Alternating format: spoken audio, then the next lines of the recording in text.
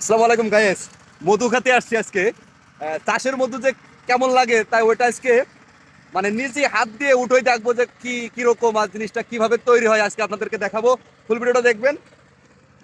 বিসমিল্লাহ, এই দেখেন। ও মাই গড,